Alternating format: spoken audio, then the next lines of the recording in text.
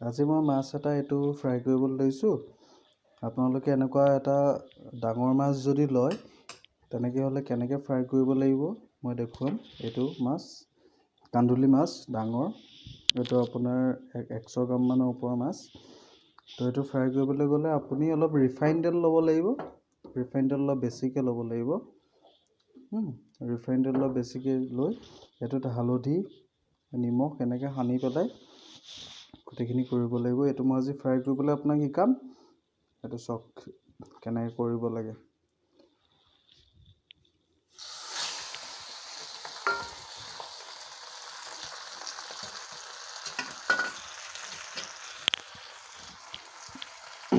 এইটো মাছটো মই দিছোঁ দেখিছে।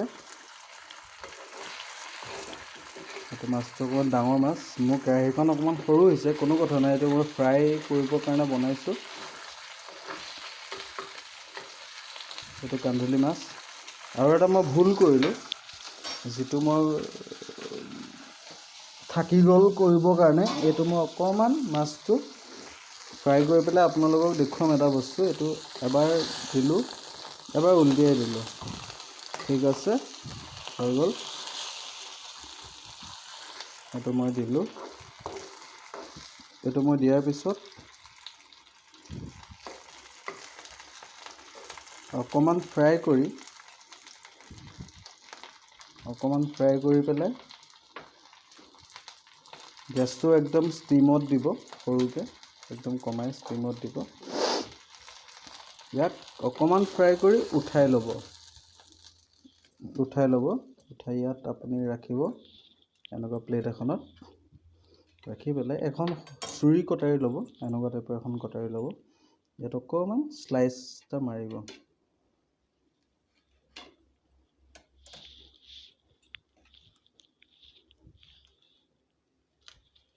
আৰু এইফালে বেক চাইডে ঘূৰাই অকণমান মাৰিব।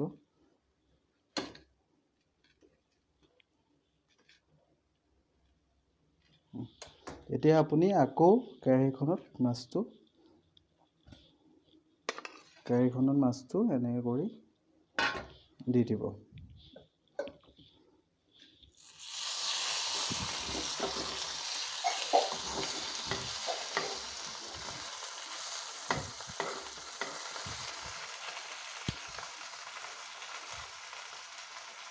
এইটো ফ্ৰাই হৈ আছে।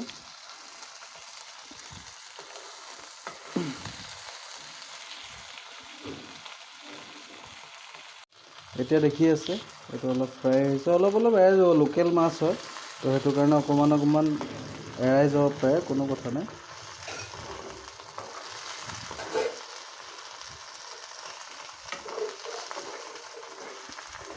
এনেকৈ অলপ লৰাই থাকিব।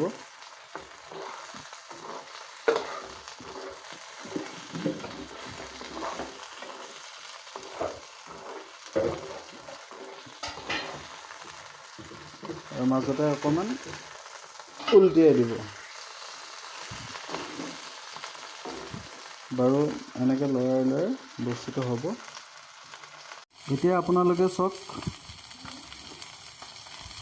মাছটো ইমানটো ফ্ৰাই হৈছে, দেখিছে অলপ ডিপ হৈছে। এইটো আমাৰ অসমীয়া মানুহখিনি গোটেইখিনিয়ে জানে কান্ধুলি মাছ, লোকেল মাছ কেনেকুৱা হেৰি হয় দেখিছে।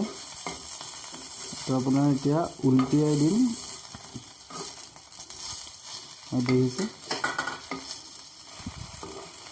এইটো অলমষ্ট হৈ গৈছে। এইটো মাছৰ কাঁইটটো বহুত বেছি থাকে, সেইটোতো জানে আপোনালোকে সকলোৱে। আৰু এনেকৈ ইমান ডাঙৰ মাছ কান্ধুলি মাছ ফ্ৰাই কৰি খাই বহুত ভাল লাগে। আৰু নেক্সট ভিডিঅ'ত আপোনালোকক মই দেখুৱাম শ'ল মাছৰ মূলাই সৈতে বনোৱা। লাহে ষ্টাৰ্ট কৰি আপোনালোকক সকলোখিনি মই দেখুৱাম। তেতিয়াহ'লে এতিয়ালৈ ধন্যবাদ, গুড নাইট। এনেকৈ ফ্ৰাই কৰি খাব আপোনালোকে। মাছটো হৈ গ'ল। এতিয়া আপুনি অকণমান এনেকুৱা নেমু এডোখৰ লৈ অলপ হেৰি কৰি দিব। এটা আকৌ উলটিয়ে অকণমান নেমু অকণ ওপৰত এফালৰ পৰা বাছ হৈ গ'ল। এইটো বহুত টেষ্টি হয়, এনেকৈ বনাই খাব। আৰু যদি ভিডিঅ'টো ভাল লাগিলে লাইক কৰিব, ছাবস্ক্ৰাইব কৰিব, শ্বেয়াৰ কৰিব। Good night.